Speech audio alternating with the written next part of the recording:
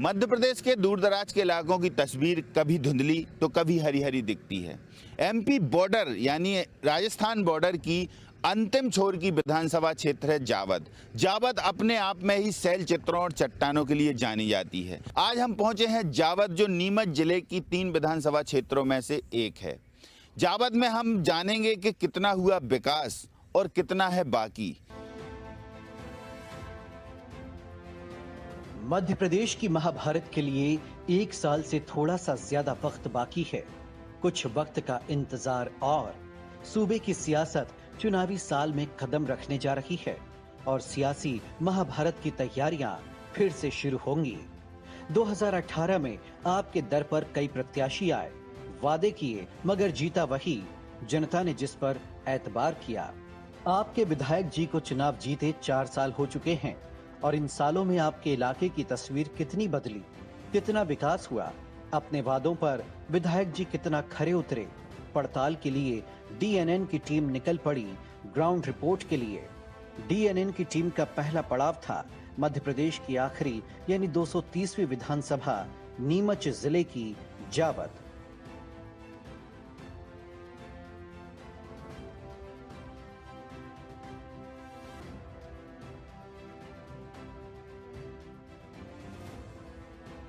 अरावली की पहाड़ियों पर बसा एक खूबसूरत नगर जावद, जिसकी सीमा राजस्थान से लगती है। जावद के खान पान और रहन सहन, बोली में राजस्थान का पुट साफ झलकता है। इलाके के लोग ज्यादातर खेती पर आश्रित हैं। अफीम और लहसुन की खेती के लिए जावद मशहूर है। तो अब जावद की पहचान यहाँ के युवा सफलता की नई कहानी लिखकर गढ़ रहे हैं। साल 2022 में जावद के सरकारी स्कूलों में पढ़ने वाले 12 बच्चों ने नीट की परीक्षा पास की। 6 बच्चों ने जेईई मेंस की परीक्षा में सफलता हासिल कर अपने इलाके का नाम रोशन किया। जावद का नाम सुनते ही जहन में पूर्व मुख्यमंत्री बीरेंद्र सकलेचा की तस्वीर उभर आती है, जिन्होंने गांव के विकास के लिए बहुत अतुलनीय काम किए। उनके पुत्र ओम प्रकाश सकलेचा यहाँ से विधायक हैं। वैसे तो जावद बीजेपी के प्रभाव वाली सीटों में आती है, लेकिन ओम प्रकाश सकलेचा यहाँ से 4 बार से विधायक हैं और मध्य प्रदेश सरकार में सूक्ष्म लघु उद्योग मंत्री भी हैं। जावद का नाम सुनते ही सबके जहन में एक ऐसे दिग्गज नेता की तस्वीर उभरती है जो न केवल एमपी का डिप्टी सीएम रहा बल्कि मध्य प्रदेश का मुख्यमंत्री भी बना। नाम था वीरेंद्र कुमार सकलेचा। वीरेंद्र कुमार सकलेचा जावद विधानसभा से ही चुनाव लड़ते रहे। उन्होंने इलाके के विकास के लिए कई अहम काम किए तो सूबे में गांव के विकास और लोगों की मुश्किलें कम करने के लिए कई ऐतिहासिक फैसले भी लिए। वर्तमान में इस सीट से वीरेंद्र कुमार सकलेचा के बेटे ओम प्रकाश सकलेचा विधायक हैं। उनकी पार्टी बीजेपी परिवारवाद का विरोध करती है, लेकिन ओम प्रकाश सकलेचा की राजनीति में एंट्री ही परिवारवाद के कारण हुई। लेकिन ओम प्रकाश सकलेचा ने राजनीति में आकर खुद को साबित किया। जावद के चुनावी नतीजे बताते हैं कि 2 दशकों में कोई भी नेता चुनाव में ओम प्रकाश सकलेचा के सामने नहीं टिका। 2003 से लेकर 2018 तक हर चुनाव में उनका जलवा बरकरार रहा।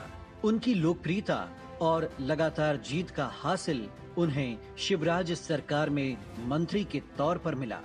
आइए आपको दिखाते हैं जावद की ग्राउंड रिपोर्ट और चुनाव के नतीजों पर एक नजर। 2003 में ओम प्रकाश सकलेचा पहली बार चुनाव लड़े। 2008 में ओम प्रकाश सकलेचा ने कांग्रेस के राजकुमार अहीर को हराया। 2013 में ओम प्रकाश सकलेचा 14,651 वोटों से चुनाव जीते। 2018 में ओम प्रकाश सकलेचा ने एक बार फिर जीत दर्ज की। इलाके में जीत हार में जातिगत फैक्टर भी एक बड़ी भूमिका निभाता है। जावद विधानसभा में धाकड़ जाति के वोट हमेशा से ही निर्णायक रहे हैं। जरा समझिए जावद का क्या है जातिगत फैक्टर।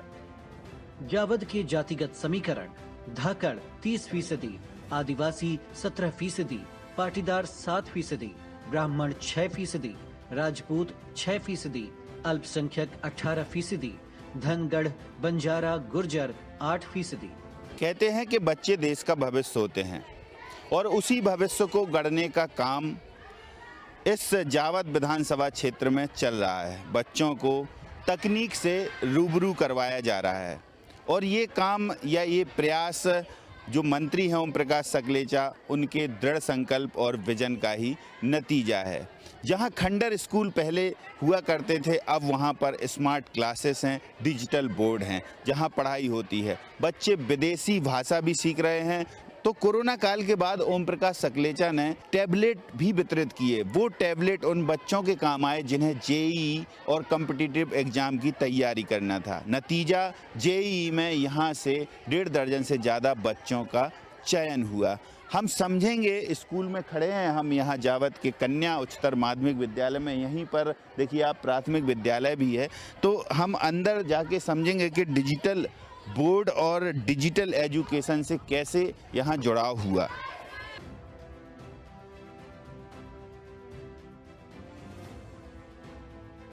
जावद के विकास कार्यों की पड़ताल करने के लिए डीएनएन की टीम इलाके के स्कूलों में पहुंची, क्योंकि भविष्य की बागडोर नौनिहालों में होती है। लेकिन भविष्य की बुनियाद कितनी मजबूत रखी जा रही है, यही परखने हम सरकारी स्कूल में पहुंचे।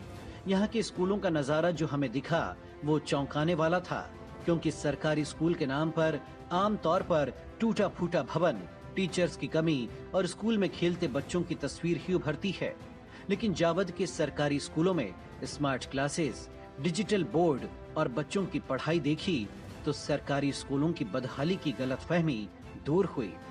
बेहतर पढ़ाई के कारण इलाके के 12 बच्चों ने नीट की परीक्षा में सफलता हासिल की, तो 6 बच्चों ने जेईई मेंस में परचम लहराया।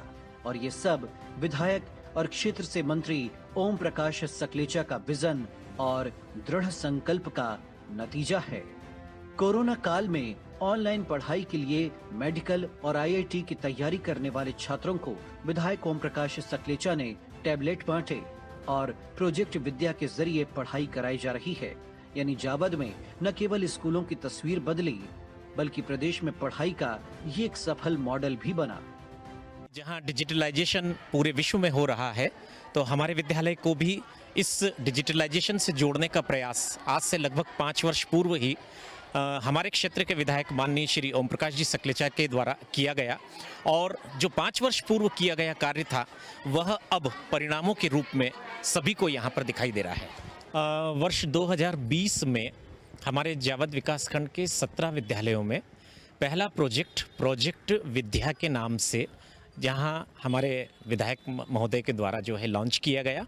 इसके अंतर्गत समस्त विद्यालय के ये जो बच्चे थे विज्ञान संकाय के, इनको जेईई तथा नीट की तैयारी करने के लिए ऑनलाइन कोचिंग टैबलेट के माध्यम से दी गई। प्रथम वर्ष में मुझे याद है 379 टैबलेट इन बच्चों को दिए गए और बेंगलोर की कंपनी एम्बाइब के द्वारा डायरेक्ट सॉफ्टवेयर के माध्यम से यहीं घर बैठे इनको जो है तैयारी का अवसर मिला। यहाँ इस बात को भी मैं कहना चाहूँगा कि आप सबको याद होगा कि उस वर्ष कोरोना काल भी था और कोरोना काल में यह योजना इस शीर्ष पर पहुंची कि किसी ने सोचा नहीं था कि क्या टैबलेट के माध्यम से भी पढ़ाई हो सकती है। यह योजना मूर्त रूप ले रही है।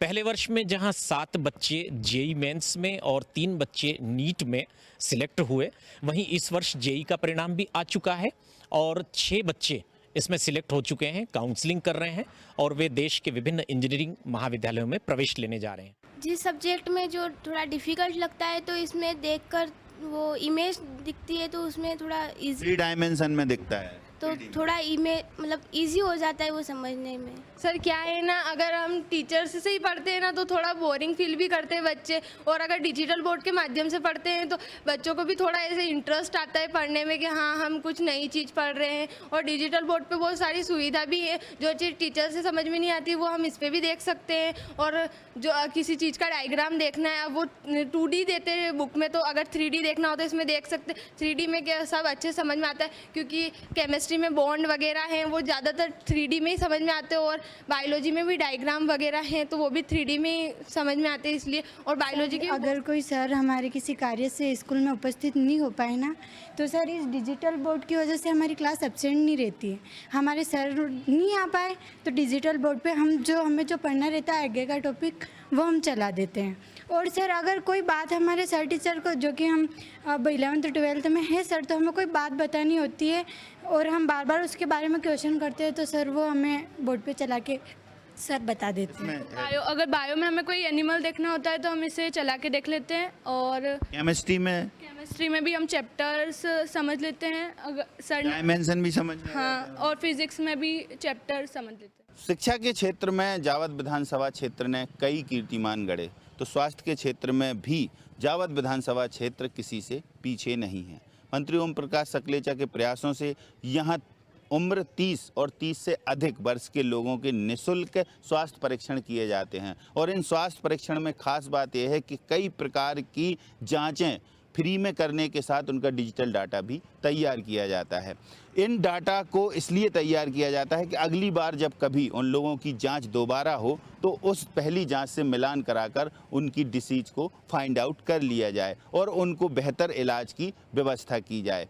हम खड़े हैं जावद विधानसभा क्षेत्र के प्राथमिक स्वास्थ्य केंद्र नया गांव के पास। इसमें अब हम जाके देखेंगे कि कैसे जांचें करते हैं, कैसे डाटा स्टोर करते हैं और ये सुविधा के बाद आखिर डॉक्टर्स कैसे परामर्श देते हैं।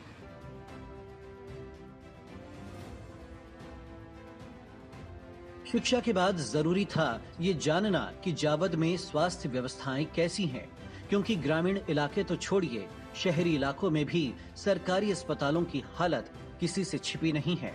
मगर जावद के सरकारी अस्पतालों का स्वास्थ्य बेहतर नजर आया। सामुदायिक स्वास्थ्य केंद्रों से लेकर प्राथमिक स्वास्थ्य केंद्रों में बेहतर स्वास्थ्य सुविधाएं थीं, तो हर अस्पताल में एम्बुलेंस की सुविधा।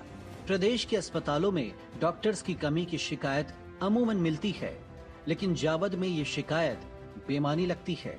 इलाके के विधायक ओम प्रकाश सकलेचा भी लोगों के स्वास्थ्य को लेकर बेहद सजग और फिक्रमंद हैं, और इसीलिए जावद में लोगों की स्वास्थ्य जांच के लिए अभियान भी चलाया जाता है, जिसमें ईसीजी, एक्सरे, ब्लड जांच, थायराइड और बोन डेंसिटी की मुफ्त जांच कराई जाती है, जिससे लोगों में गंभीर बीमारियों का पता समय रहते लगाया जा सके। तो कैसे होती हैं जांचें और क्या था जांच कराने का उद्देश्य? निःशुल्क जांचें और उसके बाद उनका जो पेशेंट है उनका डाटा स्टोर। हमारे साथ हैं बीएमओ राजेश मीना जी, उनसे ही समझते हैं। सर, ये हॉस्पिटल में एक जो निःशुल्क जांच कराने की व्यवस्था है, ये कैसे ओरिजिन हुई और अभी तक क्या अपडेट है? इसका सबसे महत्वपूर्ण तो माननीय हमारे मंत्री जी हैं श्री ओम प्रकाश जी सकलेजा, उनको श्रेय जाता है, क्योंकि उनके विधानसभा क्षेत्र में जावद के पास में गांव है चौकान खेड़ा। उस चौकान खेड़ा गांव में अचानक से कुछ एडल्ट एज की डेथ अचानक से हुई थी। काफ़ी सारी डेथें, लगभग वहाँ पे 8 से 10 डेथ हो चुकी थी। इसको सोच में रखते हुए कि किस कारण से डेथें हुई हैं, अचानक जब हार्ट अटैक से या किसी कारण से जब डेथ होती है तो डायग्नोसिस में बहुत रेयर पार्ट में आ पाती है। तो उनके दिमाग में फिर वहीं से ये एक सोच उत्पन्न हुई और उसके पश्चात उन्होंने ये संकल्प लिया कि मेरी विधानसभा का प्रत्येक आदमी को निःशुल्क जांच की समस्त प्रकार की सुविधाएं मिलें। निःशुल्क जांच का मतलब ये है कि उसमें कम से कम 60 से 70 प्रकार की जांचें, उसके साथ साथ उनका पूरा एक्सरे की व्यवस्था। हमारे यहाँ पे 500 mA की मशीन है एक्सरे की, जो एज सिटी स्कैन की तरह काम करती है ना। उसमें बहुत सारे रेडिएशंस को हम सिटी स्कैन जब करवाते हैं या HRCT करवाते हैं, उसके बराबर उसकी डायग्नोसिस है। और ऐसी उच्च क्षमता वाली ही हमारे यहाँ सोनोग्राफी मशीनें और लगभग ब्लड की 4 या 5 प्रकार की मतलब मशीनें हैं, जिनमें लगभग 70 से 80 या 100 प्रकार की जाँचें होती हैं। कौन कौन सी जाँचें जो है वो मेन होती हैं जिससे ये पता चल जाए कि कम से कम ये तो बहुत आवश्यक है? पूरे शरीर की टोटल जांचें हमारे यहाँ पे होती हैं। पूरे ब्लड की जांच होती है, CBC की जांच होती है, प्लेटलेट की जांच होती है, ECG होती है। ECG ऑनलाइन पोर्टल पे जाती है और उसके बाद वहाँ से रीड होके MD डॉक्टर्स जो रहते हैं, कार्डियोलॉजिस्ट, वो रीड करके हमें तुरंत मैसेज करते हैं कि भाई इस पेशेंट को MI है या क्या कोई कॉम्प्लिकेशन है। उसके आधार पर हम लोग उसको ट्रीटमेंट करते हैं। लिपिड प्रोफाइल पूरा होता है, जैसे हार्ट का पूरा जाँच होता है, कोलेस्ट्रॉल की होती है, किडनी की जाँच होती है, लंग्स की जाँच होती है। सभी प्रकार की जाँचें निःशुल्क, एक एज ए जनरल सोनोग्राफी निःशुल्क हो रही है, एक्सरे निःशुल्क हो रहा है। अभी तक क्या क्या पूरे क्षेत्र में क्या अपडेट है? हमारी विधानसभा में लगभग हम लोगों ने गांव-गांव में जा जाके लगभग 1000 से ऊपर कैंप करके हम लोगों ने 1.5 लाख लोगों का फिजिकल टेस्ट किया है जा जाके। उसमें लगभग हमारे 25,000 के समथिंग डाटा हमारे पास एबनॉर्मल पेशेंट का आया है, जिसमें लगभग हाइपरटेंशन का डाटा जो है वो 17,000 लोग हाइपरटेंशन के पेशेंट हैं और लगभग 1000 से ऊपर की जाँचें हम लोगों ने एक्सरे के द्वारा की हैं। 3 जगह हमारे एक्सरे संचालित होते हैं, उसमें कम से कम 600 लोग हमने ट्यूबरक्लोसिस के एक्सरे के माध्यम से निकाले हैं और बोन डेंसिटी के माध्यम से हम लोगों ने कम से कम 600 लोगों की जांचें की, उनमें से लगभग 200 लोगों को कैल्शियम डिफिशियंसी पाई गई थी। इसी प्रकार ईसीजी हम लोगों ने किया है, ईसीजी लगभग 1.25 लाख के आसपास लोगों की ईसीजी की है। उसमें से हमारे यहाँ पे लगभग जिस समय हमने ईसीजी की उस समय एबनॉर्मल 2000 पेशेंटों की ईसीजी आई थी, उनकी हम लोगों ने जाँच बचाई। जाँच करने के बाद उनकी जान भी बचाई। बहुत सारे पेशेंटों को हार्ट अटैक आने वाला था, उससे पहले हमको एमआई का पता चला, उनको हमने मैनेज किया।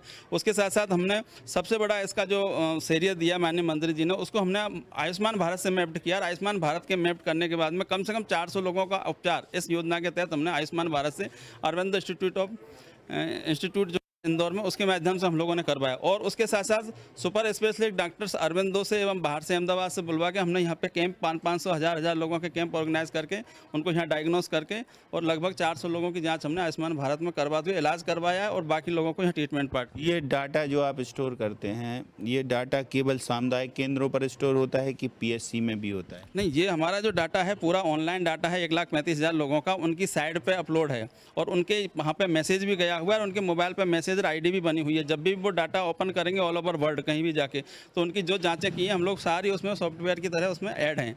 और उसके बाद उसकी जब सेकंड रिपीट करते हैं कि भाई आप पहले इस कंडीशन से इतने ईसीजी एबनॉर्मल थी और आज हम लोग आपका जब ईसीजी करवाते हैं तो आज आपकी रिपोर्ट में कितना फ़ायदा आया है, तो वो पूरा डाटा ऑनलाइन रिकॉर्ड है। दूसरा, जो संस्थाएँ हैं हमारी हर 5 से 7 किलोमीटर के आसपास में जो प्राइमरी हेल्थ सेंटर्स हैं, CHC है, PSC है, वहाँ पर जो उनके द्वारा जो टीम के द्वारा की गई है वहाँ पर भी ये डाटा उपलब्ध है उनके पास, ताकि वहाँ पर यदि कोई पेशेंट आता है ऑफलाइन भी कभी, तो उनको भी ट्रीटमेंट लगातार हम लोग देते हैं। दूसरा, लगभग इस योजना के तहत हमने लगभग ज़्यादा तो नहीं 17,000 लोगों को हमने घर घर जाके ट्रीटमेंट भी दिया है, क्योंकि जो हमारे उसमें आ गया जो हाइपरटेंशन है या डायबिटीज़ का पेशेंट है या किसी कैंसर का पेशेंट है जिसको लंबे समय तक इलाज चलना है, उनकी हम लोग हर माह जांच करके हमारे CHO के माध्यम से वहाँ हम उनको टैबलेट पहुँचाते हैं। और इस प्रकार बहुत सारी महिलाएँ ऐसे कुछ क्षेत्र भी आइडेंटिफाई हुए हैं इसमें, जैसे कांकरिया थलाई क्षेत्र है, वहाँ पर खान पीन का फैटी पार्ट ज़्यादा यूज़ करते हैं, तो मेल और फीमेल वहाँ पर हाइपरटेंशन का रेशो बहुत ज़्यादा आया है। इसी प्रकार रतनगढ़ क्षेत्र जो है वहाँ पर कैल्शियम डिफिशियंसी की पार्ट बहुत ज़्यादा आया है। और जावद के आसपास जो है यहाँ पे 2-3 प्रकार की डिजीज, हाइपरटेंशन और कोलेस्ट्रॉल लेवल ज़्यादा होने की वजह से वो भी एबनॉर्मेलिटीज़ आई हैं। तो उनको भी हम लोगों ने शिक्षा देके उनकी स्वास्थ्य की सुरक्षा करते हुए उनको कि भाई आपको डाइट में क्या चेंजेस करने हैं उसकी भी हम लोग उनको दे रहे हैं और बराबर उनकी काउंसलिंग कर रहे हैं। और काउंसलिंग करने के बाद में उनकी डिजीज़ में काफ़ी हद तक सुधार हो रहा है। यहाँ पर सुविधाएं मिलती हैं, जांचें होती हैं? बिल्कुल, यहाँ सुविधा मिल रही है, जांचें मिल रही है। हमारे जो विधायक है ओम प्रकाश जी सकलेचा, उनकी देन है। बहुत अच्छा हॉस्पिटल है और देखा जाए तो जावद से भी यहाँ ज़्यादा फैसिलिटी है। हम लोग संतुष्ट हैं। जावद के पेशेंट भी यहाँ आते हैं डिलीवरी के लिए। प्रधानमंत्री नरेंद्र मोदी ने स्वच्छता की अलग जगाई, तो मंत्री ओम प्रकाश सकलेचा भी अपनी विधानसभा में स्वच्छता को लेकर बहुत ही गंभीर हैं और संजीदा हैं। तो ये कहा जाएगा कि निश्चित तौर से जो स्वच्छता की मुहिम चल रही है उसमें जावद विधानसभा क्षेत्र भी अपनी महत्वपूर्ण भूमिका निभा रहा है। मंत्री ओम प्रकाश सकलेचा ने गांव में स्वच्छता अभियान के लिए 73 पंचायतों में ई-व्हीकल भी दिए हैं और अपनी जावद विधानसभा क्षेत्र के जावद नगर परिषद में भी कचरा प्रबंधन के लिए व्हीकल दिए हैं। गांव-गांव में दिखाई दिया। जावद में सड़कों के किनारे लिखे स्वच्छता का संदेश देते स्लोगन और नगर में नजर आने वाली साफ सफाई इसकी तस्दीक करते हैं। विधायक ओम प्रकाश सकलेचा भी पीएम मोदी की मुहिम को आगे बढ़ाते हुए भी नजर आते हैं। विधानसभा के सभी गांवों को कचरा मुक्त करने के लिए वे दृढ़ संकल्पित हैं और उसी का नतीजा है कि 73 पंचायतों में उन्होंने ई-व्हीकल कचरा वाहन दिए, जिससे गांवों में घर घर से कचरा इकट्ठा किया जा सके और गांवों को स्वच्छ बनाया जा सके। सर, नगर पालिका जावद में इसका पूरा ध्यान दिया जा रहा है और स्वच्छता प्रतिदिन सुबह हमारी मैजिक राउंड पे चल रही है। यहाँ पे शोवान भी है, मैजिक भी है और फायर ब्रिगेड भी है और ट्रैक्टर भी है और हमारे पास 85 कर्मचारी हैं और लगातार नगर पालिका में स्वच्छता का काम करते हैं। BSP, बिजली सड़क पानी, कई इलाकों और कई लोगों को ये सुविधाएं मैसर नहीं होती हैं, लेकिन यहाँ अगर जावद की बात करें तो जावद इस मामले में खुशनसीब है। इन्हें समय पर पानी, बिजली और सड़क तीनों मूलभूत सुविधाएं उपलब्ध हो रही हैं और ये सुविधाएं शानदार तरीके से उपलब्ध हो रही हैं। हर गरीब और आम आदमी का जीवन खुशहाल बनाने के मुख्यमंत्री शिवराज सिंह चौहान के सपने को साकार करने के लिए विधायक ओम प्रकाश सकलेचा लगातार इलाके में काम कर रहे हैं। इलाके में बिजली, पानी और सड़क की समस्या काफी हद तक दूर हुई है। गांवों को जावद से जोड़ने के लिए बेहतर सड़कों का जाल बिछाया गया तो सालों तक पानी की समस्या से जूझ रहा जावद अब इससे उबर चुका है। हर घर में पीने का पानी आ रहा है और लोग पानी मिलने से बेहद खुश हैं। तो डीकेएन भगवानपुरा में एशिया का सबसे बड़ा सोलर ऊर्जा प्लांट भी बना है, जिससे जावद की एक अलग पहचान बनी है। बल्कि बिजली के क्षेत्र में ये इलाका आत्मनिर्भर भी हुआ है और इलाके के लोगों को इससे रोजगार भी मिला है। यानी जावद विधानसभा प्रदेश की पहली विकसित विधानसभा में शुमार हो चुका है। आप यहीं जावद के निवासी हैं? जी हाँ, जावद के लिए। यहाँ पर जो आपके विधायक हैं वो अभी मंत्री भी हैं सरकार में, कैसा विकास कार्य किया आपके यहाँ? वो बहुत अच्छा विकास कार्य किया। क्या कुछ ऐसा किया कि जो आपको लगे कि ये ठीक हुआ? हाँ, ठीक हुआ ना, बिल्कुल हुआ। क्या हुआ, क्या हुआ? अभी ये रोड का काम हुआ है और हॉस्पिटल का काम हुआ है और भी कई सुविधा है जो मिली है। हॉस्पिटल में क्या सुविधाएं देते हैं? हॉस्पिटल में सभी तरह की सुविधाएं हैं, मतलब जो है मरीज वहाँ जाता है तो उसको सब दवाएं वगैरह सब मिलती है। 10 रुपए की क्या स्लिप बनती है, तो उससे क्या है कि सब जो भी है मतलब ड्रेसिंग वगैरह सब मतलब जो है समय पर होती है और दवाएं सबको समय पर महीने से महीने मिलती है। स्वच्छता के क्षेत्र में या स्कूल के क्षेत्र में जो कहा जाता है कि यहाँ पर स्कूलों को काफ़ी डेवलप किया है, तो किया है क्या आपके जनप्रतिनिधि ने? शिक्षा विभाग के मामले में हमारा जनप्रतिनिधि ने बहुत अच्छा काम किया है। यहाँ मध्य प्रदेश में सबसे पहले डिजिटल शिक्षा लाए हैं हमारे मंत्री जी, और सारे स्कूलों में डिजिटल शिक्षा के माध्यम से शिक्षा प्राप्त हो रही है। अभी वर्तमान में शिक्षा के प्रति उनका बहुत ज़्यादा उत्साह है और विकास के कार्य में बहुत ज़्यादा अग्रणी रहेंगे। ठीक है, और कुछ क्या अभी अपेक्षाएं हैं ऐसी कोई आपकी कि जो ये हो जाए, इतना हो गया है और अब फिर हो जाए? 4 बार से जिताते आ रहे हैं आप, तो इसके अलावा कोई अपेक्षाएं आपकी? अपेक्षा तो क्या है, एक तो जावद क्षेत्र में रोजगार की कमी है, तो इसके लिए कई कई नए प्रयास जारी रखेंगे और युवाओं को अधिक से अधिक रोजगार दिलाने का कार्य करेंगे। अच्छा, यानी कि ये अपेक्षाएं हैं आपकी। आपके जो जनप्रतिनिधि हैं, यहाँ पर विधायक हैं, वो सरकार में मंत्री भी हैं, उनके विकास कार्यों से आप संतुष्ट हैं? संतुष्ट तो नहीं है, लेकिन अभी जो इन्होंने सड़क का जो किया है, अभी जो बजट में लिया है वो बहुत अच्छा है। बिल्कुल संतुष्ट है। जावद में मैं क्या संतुष्ट, पूरी जावद तहसील संतुष्ट है। एक भी बच्चा आपको नहीं मिलेगा जावद तहसील में उसके खिलाफ में बोल जाए। सड़कों का काम ले लो, बिजली का काम ले लो, लाइट का ले लो, व्यवस्था स्वास्थ्य ले लो, अस्पताल ले लो, स्कूल ले लो, शिक्षा का ले लो, हर चीज़ में ओम सकलेचा की जितनी तारीफ करें उतना बहुत बढ़िया है और अगले आने वाले चुनाव में 100% जीतेंगे वो। प्रदेश का पहला बायोटेक्नोलॉजिकल पार्क मध्य प्रदेश में जावद विधानसभा में स्थापित होगा और इस पार्क की खासियत ये रहेगी कि ये जैव प्रौद्योगिकी को बढ़ावा देने के लिए एक रिसर्च सेंटर के रूप में स्थापित होगा। बिजली, पानी, सड़क और स्वास्थ्य के अलावा जावद में अनूठे नवाचार भी किए जा रहे हैं। सरवानिया महाराज के पास 100 एकड़ जमीन पर करोड़ों की लागत से बायोटेक्नोलॉजी पार्क विकसित किया जा रहा है।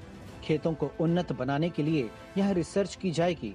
दावा है कि इस पार्क के बनने से कृषि तकनीक में अभूतपूर्व बदलाव आएगा और क्षेत्र के युवाओं को रोजगार के नए अवसर मिलेंगे। तो कृषि तकनीक का फायदा मध्य प्रदेश के अलावा दूसरे राज्यों को भी मिलेगा। हमारे साथ हैं एएस मौर्य जी, उद्योग विभाग के जीएम हैं। इन्हीं से समझते हैं, सर क्या रहेगा इस पार्क की, क्या खासियत रहेगी? एक्चुअल में जो माननीय मंत्री जी के विशेष प्रयासों से मध्य प्रदेश का ये पहला टेक्नोलॉजी पार्क होगा। अभी प्रस्तावित किया गया, लगभग ये 40 हेक्टेयर लैंड ली गई है शासकीय भूमि, और इसमें जो बायोटेक्नोलॉजी से संबंधित सारा जो है एक ही स्थान पर रिसर्च भी होगा, मार्गदर्शन भी होगा। किसानों को और इंडस्ट्रियलिस्ट को दोनों को अच्छा फ़ायदा होगा और इस क्षेत्र में लगभग जुड़े हुए सभी बहुत सारे जिलों को इसका जो फ़ायदा होने वाला है। और एक जो अभी जैविक खेती और जो है ऑर्गेनिक खेती के रूप में जो हम लोग फिर से बढ़ रहे हैं, उस दिशा में बहुत अच्छा काम होगा। यहाँ प्रोडक्शन होगा, प्रोडक्शन के साथ साथ किसानों को तो मिलेगा ही लाभ, इसका सीधा जो रिसर्च होंगी वो बाहर आएंगी। इंटरकनेक्टिविटी भी होगी अन्य प्रदेशों से, कि जैसे कि कोई रिसर्च यहाँ पर लागू होती है कृषि में, तो वो रिसर्च का लाभ दूसरे प्रदेशों के लोग भी उठा पाएँ। इसमें एक्चुअल में राजस्थान से लगा हुआ नीमच जिला है, तो यहाँ से इंटरकनेक्टिंग तो होगी ही होगी। साथ में जो सबसे ज़्यादा फ़ायदा राजस्थान को भी हो सकता है और हमारे मध्य प्रदेश को भी होगा। इससे जो है वो खेती को, ऑर्गेनिक खेती और बायोटेक्नोलॉजी जो यहाँ से जो टेक्नोलॉजी जो होगी और यहाँ से जो मार्गदर्शन मिलेगा, वो किसानों के साथ साथ जो है हमारे काफ़ी एरिया को जो है इसको कवर करेगा। आपके यहाँ ये बायोटेक्नोलॉजिकल जो पार्क स्थापित हो रहा है या होने जा रहा है, क्या इससे लाभ होगा और क्या सोचते हैं आप? नगर परिषद के अध्यक्ष हैं यहाँ। यहाँ पे जो बायोटेक्नोलॉजी पार्क आ रहा है, इससे हमारे क्षेत्र का विकास संभव होगा। हमारे क्षेत्र के युवाओं को रोजगार मिलेगा, नए नए छोटे छोटे उद्योगों का विकास यहाँ होगा। तो ये हमारे क्षेत्र के लिए बहुत ही आवश्यक चीज़ थी, जो माननीय मंत्री जी के प्रयासों से संभव हो पाई है। कौन से मंत्री जी को? ओम प्रकाश जी सकलेचा, जो हमारे विधायक भी हैं और साइंस एंड टेक्नोलॉजी के मंत्री हैं। अर्जुन माली जी, क्या सुविधाएं यहाँ पर होंगी यदि ये पार्क डेवलप होता है तो? ये पार्क अगर यहाँ डेवलपमेंट होता है तो बहुत सारी सुविधाएं, जैसे सबसे बड़ी समस्या जो रोज़गार की है, तो युवाओं को रोज़गार मिलेगा, कहीं ना कहीं खेती में भी अपने को फ़ायदा मिलेगा, तो सभी वर्ग के लोगों को फ़ायदा ही मिलेगा बहुत सारा।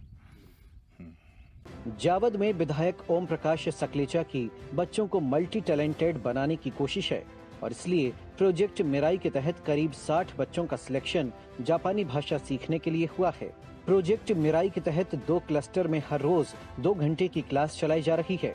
कोर्स के बाद ग्रेजुएशन के लिए इन बच्चों को जापान जाने का मौका मिलेगा, जहां ये बच्चे ग्रेजुएशन की पढ़ाई के साथ साथ रोजगार भी हासिल कर सकेंगे। जावद क्षेत्र के वो बच्चे जो अब जापानीज भी सीख रहे हैं, देन है वहाँ के क्षेत्रीय विधायक और मध्य प्रदेश सरकार में मंत्री ओम प्रकाश सकलेचा की। कैसे वो सीखते हैं उनसे ही समझते हैं और क्या सीखा ये भी समझते हैं। आप जापानीज सीख रही हैं, कैसे सीखा यहाँ रह के? हमने भी ऑनलाइन क्लास अटेंड की है, जापानी लैंग्वेज में ऑनलाइन गर्मी छुट्टियों में अटेंड की थी। कौन सिखा था आपको? कौन सिखा था? वैशाली सेंसे, रूपा सेंसे और मधुरा सेंसे, वो बहुत अच्छे टीचर्स हैं जो हमें बहुत अच्छे से सिखाते हैं और हमारे सब क्लियर कर देते हैं। इस वजह से मैं N5 अच्छे से क्लियर हो गई। आप जापानी सीखते हो, कौन सिखाता है आपको? हमको 3 टीचर्स सिखाते हैं, वृशाली सेंसे, रूपा सेंसे और मधुरा सेंसे। वो काफ़ी अच्छा सिखाते हैं और हमारे। फीस लेते हैं क्या? फीस लेते हैं क्या आपसे? आपसे कोई फीस? नहीं, मंत्री जी की तरफ से सब। अब जैसे आपको क्या सिखाया? जैसे हम आपसे कहें कि आप कैसे हो, तो आप कैसे बोलोगे जापानी में? ओ गेंकी देश का, आप कैसे हो? ओ गेंकी देश का। जैसे हम पूछें आपसे कि आपने खाना खा लिया, तो क्या बोलोगे? गोहानो ताबेमास का। आपसे पूछा जाए कि आप कहाँ जा रहे हो, तो कैसे? जैसे पूछा जाए कि आप क्या कर रहे हो? नानी शीते इमास का, आप क्या कर रहे हो? जैसे आपसे पूछा जाए कि आपने अपना होमवर्क कर लिया, तो शोकताई वादो देश का। तो देखिए, इस तरीके की लैंग्वेज सिखाने का एक जज्बा, एक जुनून, कैसे सीखते हैं बच्चे। प्राइमरी स्टेज पर हैं हालांकि, लेकिन अभी सीख रहे हैं। लर्निंग प्रोसेस एक पिछड़े हुए क्षेत्र का मान लें या फिर ये मान लें कि दूरस्थ अंचल जो मध्य प्रदेश का है, राजस्थान से लगा हुआ बॉर्डर है, उसके बच्चे, उसके गवर्नमेंट स्कूल के बच्चे यदि इस तरीके की प्रोग्रेस दे रहे हैं तो निश्चित तौर से माना जाएगा कि प्रयास बहुत सकारात्मक हो रहे हैं। जावद विधानसभा क्षेत्र में बीते 5 सालों में या बीते पिछले सालों में जो काम हुए हैं, वास्तव में उन्होंने क्षेत्र की तस्वीर बदलने का काम किया है। और जावद विधानसभा क्षेत्र प्रदेश की उन विधानसभा क्षेत्रों में शुमार हो गया है जिन्होंने विकास के नित नए आयाम भी गढ़े हैं। तो हमारे रियलिटी चेक में ये कहा जाएगा कि मंत्री ओम प्रकाश सकलेचा अपने विधानसभा क्षेत्र के लिए वास्तव में पजेसिव हैं और उनके कार्य बेहद सराहनीय हैं।